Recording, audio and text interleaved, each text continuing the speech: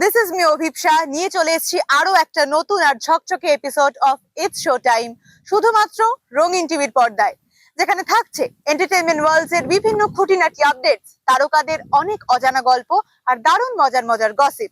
তাহলে চলুন শুরু করে দিই আজকের এপিসোড, আর প্রথমেই চোখ রাখবো আজকের আপডেটসে। বাংলা চলচ্চিত্র জগৎকে ঘিরে তৈরি হওয়া বিতর্ক নিয়ে সম্প্রতি মুখ খুললেন পিয়া সেনগুপ্ত। সম্প্রতি একটি আয়োজিত বৈঠকে ইম্পার প্রধান পিয়া সেনগুপ্ত টলিউডের বিভিন্ন সমস্যা, শিল্পীদের মধ্যেকার বিভিন্ন মতবিরোধ নিয়ে খোলাখুলি আলোচনা করেন। তিনি জানান যে বাংলা ইন্ডাস্ট্রি এমনিতেই চ্যালেঞ্জের মুখোমুখি, তার মধ্যে বর্তমান পরিস্থিতি এর ভাবমূর্তিকে আরো ক্ষতিগ্রস্ত করে তুলছে। তিনি এটাও বলেন যে বাংলা ইন্ডাস্ট্রি কিছু প্রতিভাবান অভিনেতা, শিল্পী এবং পরিচালকদের উপরই দাঁড়িয়ে আছে।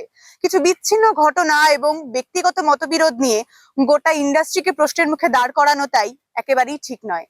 তার এই মন্তব্যের পর থেকেই চলছে জোর আলোচনা। অনেকেই মনে করছেন সত্যি বর্তমানে বাংলা চলচ্চিত্র জগতে আরো অনেক বেশি স্বচ্ছতার প্রয়োজন রয়েছে। বাংলা চলচ্চিত্র ইন্ডাস্ট্রিকে ঘিরে সাম্প্রতিক বিতর্ক নিয়ে এবার মুখ খুললেন পিয়া সেনগুপ্ত।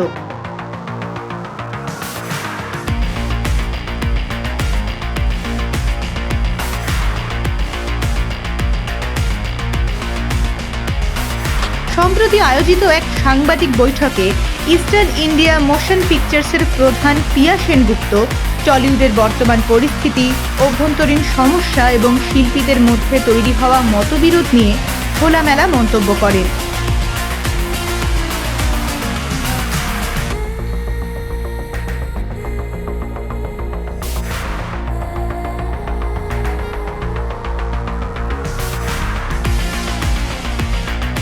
তিনি বলেন, বাংলা চলচ্চিত্র ইন্ডাস্ট্রি দীর্ঘদিন ধরেই নানা চ্যালেঞ্জের মুখোমুখি, কিন্তু সাম্প্রতিক ঘটনাগুলি ইন্ডাস্ট্রির ভাবমূর্তিকে ক্ষতিগ্রস্ত করছে। ব্যক্তিগত মতভেদ বা অভিযোগ প্রকাশ্যে আনার আগে সকলের আরও দায়িত্বশীল হওয়া উচিত।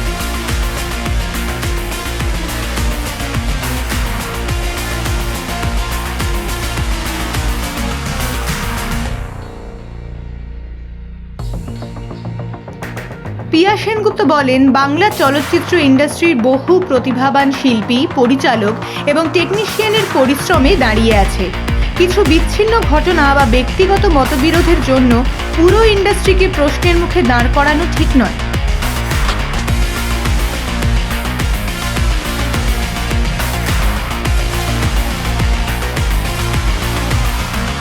তিনি আরও জানান, ইন্ডাস্ট্রির সুস্থ পরিবেশ বজায় রাখতে এবং শিল্পীদের স্বার্থ রক্ষায় সংস্থা সবসময় সক্রিয় ভূমিকা নিচ্ছে।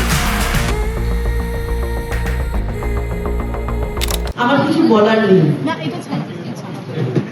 আমার কিছু বলার নেই, কারণ এই ব্যাপারে যা কথা বলার আইন কথা বলবেন, আমি কিছু বলবো না। ও আচ্ছা, শতদীপ শাহ কি রতন শাহর ছেলে নয়? উনি কে হন? আমার পরিবারের নাম যদি উঠে এসে থাকে, তাহলে কি শতদীপ শাহ রতন শাহর ছেলে না? হ্যাঁ, এটা তো আপনারাই বলতে পারবেন। তাহলে ওনাদেরকেই জিজ্ঞেস করুন না, পরিবারতন্ত্র পিয়া সেনগুপ্ত একা করে না তারাও করে? ব্যাপারটার মধ্যে আমি আইনিভাবে ওনাকে সভাপতি তো বলতেই পারি না, তোমরা বলতে পারো, কিন্তু আমি বলতে পারি না। সভাপতি একমাত্র মানে আইনিভাবে আমি আছি, এবং উনি যেভাবে যে পদ্ধতিতে মনে করছেন সেটা আইন কথা বলবেন না। উনি আইনিভাবে কাউকে, আজকে উনি আছেন, কালকে আরেকটা মুখ এসে হয়তো বলবেন মালাটালা পরে, আরেকজন আমি সভাপতি, পরশুদিন আরেকটা মুখ এসে মালাটালা পরে বলতেই পারেন। আবারও একটা কি ধনী ইয়ে দিয়ে হয়ে সোশ্যাল মিডিয়ায় ট্রোল নিয়ে না আমরা এতদিন ধরে ভুগছি, আজকে ছেড়ে দিন, স্বয়ং ভগবানকেও ছাড়া হয় না। দেখবেন সোশ্যাল মিডিয়ায় যারা এই ট্রোলগুলো করে, আমি বলবো তারা বেশি করে করুক, তাদের বেশি করে ভিউয়ার্স বাড়ুক, তারা যে উদ্দেশ্যে করেন তাদের সেই উদ্দেশ্যটা সফল হোক। আমার প্রথম কথা যে কাজ ওনার সম্বন্ধে আমি বলতে যাবো কেন, যিনি আমি জানি যে কোনো একটা সাধারণ মানুষকে যে মালা পরে মিষ্টি খাওয়াতেই পারেন, তার সম্বন্ধে আমি কেন কথা বলবো? আমি এইসব ব্যাপারে কথা বলতে ইন্টারেস্টেড নই, আইন কথা বলি। কি পদক্ষেপ নিচ্ছি আমরা, এটা একেবারে আইনি ব্যবস্থা, এবং তোমাদের সামনে আমি তো দেখিয়েই দিলাম যে আমরা আইনগতভাবে আমরা আছি, যার মধ্যে কোনো ভুল নেই, সেটা তোমাদের সামনে সমস্তটাই বলে দিলাম, এবং তোমাদের কাছে কাগজ মানে আজকে যে লাস্ট অর্ডারটা আছে সেই লাস্ট অর্ডারে একদম পরিষ্কার বলা আছে, জাস্টিস অরিন্দম মুখার্জি বলেছেন, হাইকোর্টের জাস্টিস অরিন্দম মুখার্জি একদম স্ট্রিক্টলি বলেছেন এই ইয়ারে ইলেকশন বা সিলেকশন কোনোটার মধ্যে উনি হাত দেবেন না। শুধু উনি 3 জন লয়ারকে অ্যাপয়েন্ট করে দিয়েছেন, যে 3 জন লয়ার এই 2027-এর যে ইলেকশনটা হবে, তার মানে আমরা অলরেডি 2027 অব্দি আছি, সেখানে ওনারা ভোটার লিস্ট তৈরি করবেন, সেই লিস্টটা তৈরি করে ওনারা ভোটে দেবেন এবং সেই লিস্টটা আমাদের ওয়েবসাইটে দিতে হবে, সেই লিস্ট অনুযায়ী আমাদের ভোট হবে। আমাদের ডিসেম্বরের মধ্যে বলা হয়েছিল যে এই প্রসেসটা মানে এই কাজটা শেষ করতে, মানে আমাদেরকে নয়, লয়ারদেরকে। তো এবং আমাদেরকে ইম্পাকে বলা হয়েছিল একজন লয়ারকে 25,000 এবং দুজনকে বোধহয় 20,000 সম্ভবত, বা 25-20 এরকম রেমুনারেশন ঠিক করে দেওয়া হয়েছিল ইম্পাকে দেওয়ার জন্য। ইম্পা 18ই ডিসেম্বরের মধ্যে সেটা কমপ্লিটও করে দিয়েছে এবং এরপরেও একটা চিঠি আছে, এটা বোধহয় ইয়ের কাছে, চিরঞ্জিত শাহ আমাদের, যে ওনারা বারবার বলছে যে আমরা ডিসেম্বরের পরে, এই চিরঞ্জিত শাহকে ওই লয়ারের লেটারটা একটু দিতে বলতো, যে 18 ডিসেম্বরের পরে আমরা এগোইনি, আমরা বলিনি ওদের। দেখবেন আমরা লয়ারকে জানিয়েছিলাম যে এবার আমাদের যা যা কাগজপত্র দেওয়ার, যা যা লিস্ট দেওয়ার, সব আমরা 2জন ওদের লয়ার ছিলেন, ওদের পার্টে একজন আমাদের পার্টের লয়ার ছিলেন। তো আমরা সব দিয়ে দিয়েছি এবং আমরা বারবার করে ওনাদেরকে বলেছি যে আপনারা এটা নিয়ে প্রসিড করুন। তো এরপরে কিন্তু এটা আমাদের আর কিছু করার নেই, ওদের ব্যাপার। তখন ওদের লয়ার, এই চিরঞ্জিতের কাছ থেকে যেটা আনো না, ওই লয়ার যেটা উত্তর দিয়েছেন, আমরা যে বলেছিলাম যে এটা প্রসিড করতে, তো ওনারা প্রথমে ওদের ওই লয়ার প্রথমে একটা 15 তারিখে ডেট দিয়েছিল, তারপরে আবার চিঠি দিয়ে জানায় 15 তারিখ না, সামার ভ্যাকেশনের পরে ওনারা আমাদেরকে জানাবেন। তো সেক্ষেত্রে আমাদের এখানে কোনো এই যে ইলিগালি বসে থাকার কোনো জায়গাই নেই, কারণ আমরা যাই চলছি সবটা আইনের পথে চলছি। প্রথমেই তো উত্তরটা বলে দিলাম কেন প্রেস করে করলাম, ওই পরিবেশটাকে সুস্থ হওয়া দরকার, সেটা আমরা আইনি পথে সুস্থ করবো। আগে তো আইনি পথে ওই জায়গাটাকে পরিষ্কার করবো, আগে আইনি পথে জায়গাটাকে পরিষ্কার করবো। এই যে মানুষের মধ্যে বিভ্রান্তি, আর প্রথম কথা দেখুন, আজকে তাদের হয়তো, তারা যেসব মানুষ নিয়ে ঘুরছে তাদের ভয় পাওয়ার কোনো কারণ নেই, কারণ আমরা তো 4টে বাউন্সার নিয়ে ঘুরতে পারবো না, দাদা, আমাদের ভয় আছে। এই সাংবাদিক বৈঠকের পর টলিউড মহলে নতুন করে আলোচনা শুরু হয়েছে। অনেকেই মনে করছেন ইন্ডাস্ট্রির আভ্যন্তরীণ সমস্যাগুলি সমাধানের জন্য আরও স্বচ্ছতা এবং পারস্পরিক সহযোগিতা প্রয়োজন। নমস্কার, আমি ইম্পার সদস্য, এক্সিকিউটিভ কমিটির সদস্য গত 30 বছর। অনেক ইলেকশন দেখলাম, অনেক ইলেকশন হলো, অনেক নাম করা ব্যক্তিরা, অনেক যারা আমরা বলতে পারি যারা সিনেমা পুরোঘাট খেলেছেন, তারাও নিজেরা 2 ভাগে 3 ভাগে বিভক্ত হয়ে যেতেন, সেভাবে ইলেকশন হতো, সেভাবে কমিটি গঠন, যথেষ্ট প্রতিদ্বন্দ্বিতা ছিল। কিন্তু যেটা আমি 22 তারিখে দেখলাম, এই জিনিস তো অভাবনীয়, মানে এটা তো রাস্তাঘাটে কোথাও দেখি না। এবং এইভাবে দখল করে একটা পাড়ার ছোট ক্লাব, যে ক্লাবের 10 জন সদস্য, ওই ক্লাবে একজন ঢুকে গিয়ে ওকে ধাক্কা দিয়ে সরিয়ে নিয়ে যেতে, এরকম হয়। কিন্তু আমাদের এখানে যেটা হলো সেটা এইরকম একটা সংস্থা, যেটা ইস্টার্ন পার্ট অফ ইন্ডিয়া, একটা কি বলবো, আমাদের most famous, all India basis আমাদের মোস্ট ফেমাস অর্গানাইজেশন, 82 বছর বয়স, ওখানে এই ধরনের লজ্জার মাথা হেড হয়ে গেল যে আজকে আপনারা মিডিয়া ভাইরা আছেন, আপনারা চালাচ্ছেন, ডিফারেন্ট মিডিয়াতে হোল ইন্ডিয়া দেখছে এটা, যে আমরা কোথায় চলে গেছি, হোয়াট ইজ হ্যাপেন। এটা বলার জন্যেই স্পেশালি আজকে এই প্রেস মিটিংটা করা হয়েছে। আপনাদের আমি এটাই রাখতে পারি। সব জল্পনা শেষ করে এবার মুখ খুললেন অভিনেতা জিতু কামাল। রঙিন টিভির ক্যামেরার সামনে অকপটে দিলেন আড্ডা স্বয়ং জিতু। প্রকাশ করলেন ইন্ডাস্ট্রিকে ঘিরে তার ক্ষোভ এবং জানালেন আরো অনেক কিছু। সব জল্পনা শেষ করে এবার মুখ খুললেন অভিনেতা জিতু কামাল।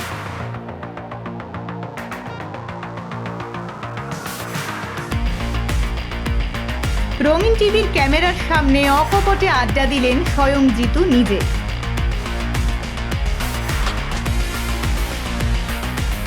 জানালেন ইন্ডাস্ট্রি নিয়ে তার ক্ষোভের কারণ, সাথে আরো অনেক কিছু।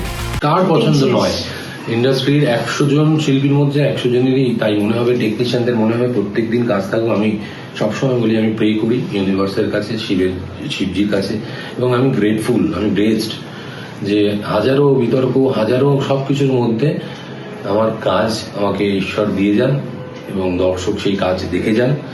আমি যেন মাটিতে পা দিয়ে চলতে পারি এবং সর্বোপরি যাদের সঙ্গে খেতে ভালো লাগে, দুবেলা দুমুঠো ভাত তাদের সাথে বসে যেন খেতে পারি, এতটুকুই। বাকি কে কি বলছে কিছু ম্যাটার করে না।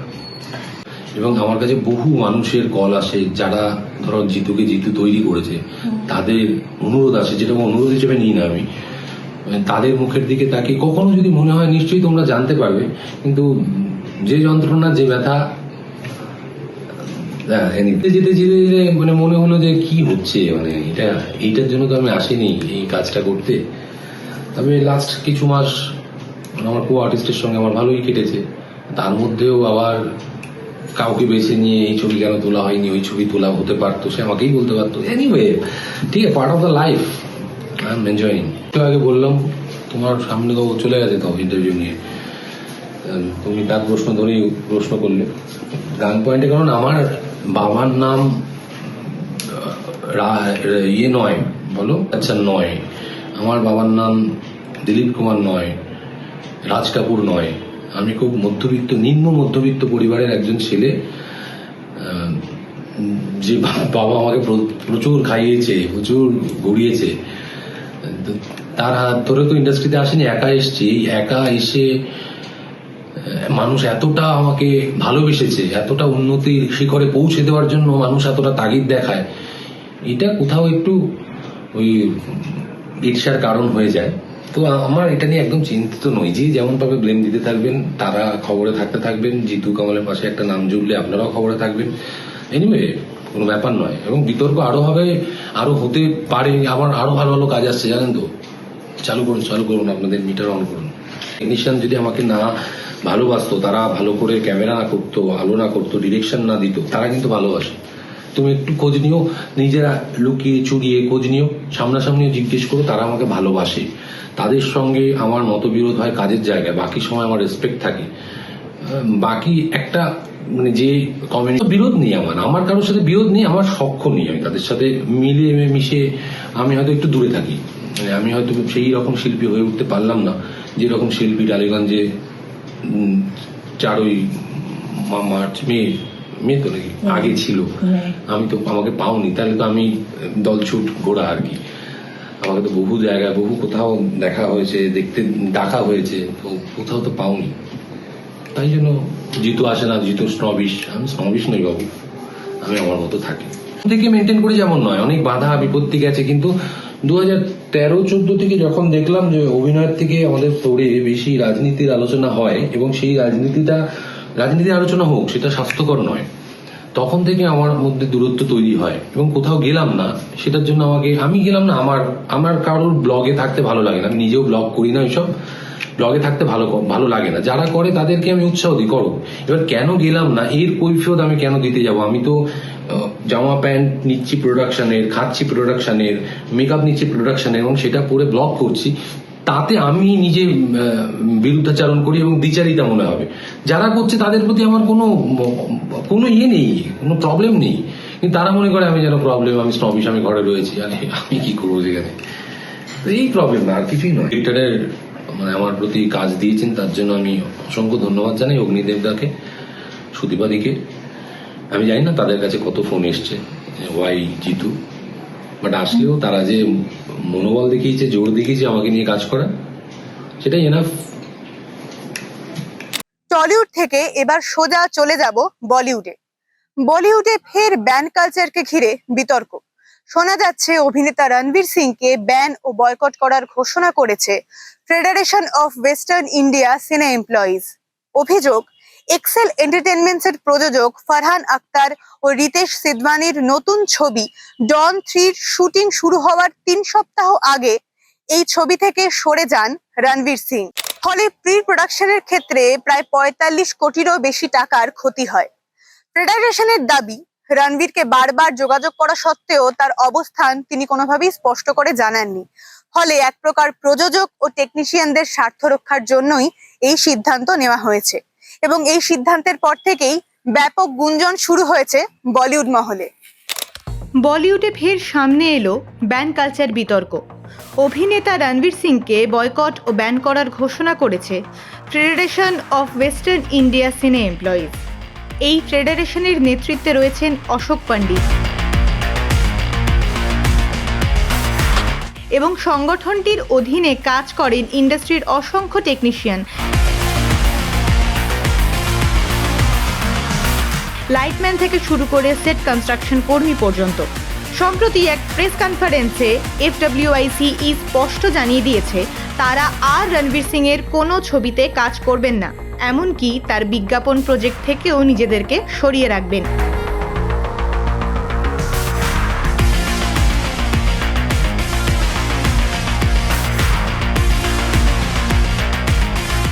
এই সিদ্ধান্তের পেছনে রয়েছেন এক্সেল এন্টারটেনমেন্টসের প্রযোজক ফারহান আখতার ও রিতেশ সিদওয়ানির অভিযোগ। তাদের দাবি, ডন 3-র শুটিং শুরু হওয়ার মাত্র 3 সপ্তাহ আগে হঠাৎ করেই প্রজেক্ট থেকে সরে দাঁড়ান রণবীর সিং। সেই সময় পর্যন্ত ছবির প্রি প্রোডাকশনে প্রায় 45 কোটি টাকা খরচ হয়ে গিয়েছিল। প্রযোজকদের বক্তব্য, এই বিপুল ক্ষতির সমস্ত ডকুমেন্ট এবং খরচের হিসেব FWICEর কাছে জমা দেওয়া হয়েছে। ফেডারেশনের দাবি, বিষয়টি জানার পর তারা রণবীর সিং এর সঙ্গে একাধিকবার যোগাযোগের চেষ্টা করেন। তাকে মেইল করে তার অবস্থান জানাতে বলা হয়, কিন্তু বহুবার যোগাযোগ করেও কোনো উত্তর মেলেনি বলেই অভিযোগ। পরে যখন FWICE প্রেস কনফারেন্স করার সিদ্ধান্ত নেয়,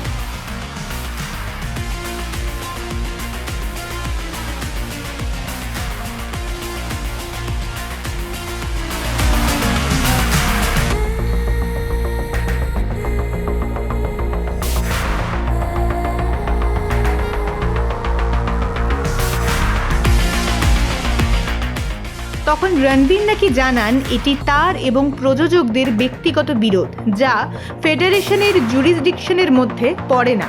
তাই FWICE-কে এই বিষয়ে হস্তক্ষেপ না করার অনুরোধও তিনি জানান। তবে FWICE-র বক্তব্য, বিষয়টি শুধুমাত্র একজন অভিনেতা ও প্রযোজকদের ব্যক্তিগত দ্বন্দ্ব নয়। একটি বড় বাজেটের ছবি বন্ধ হয়ে গেলে ক্ষতিগ্রস্ত হন অসংখ্য টেকনিশিয়ান ও কর্মী, যাদের জীবিকা নির্ভর করে এই ইন্ডাস্ট্রির ওপর। প্রযোজকরা যদি বারবার এই ধরনের ক্ষতির মুখে পড়েন, তাহলে ভবিষ্যতে ছবি তৈরির ক্ষেত্রেও অনিশ্চয়তা তৈরি হবে।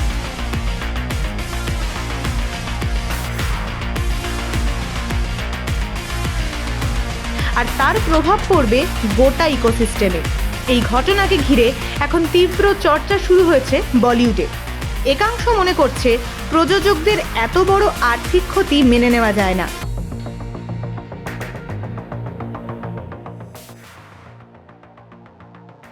অন্যদিকে অনেকেই বলছেন একজন শিল্পীর নিজের সিদ্ধান্ত নেওয়ার স্বাধীনতা থাকা উচিত।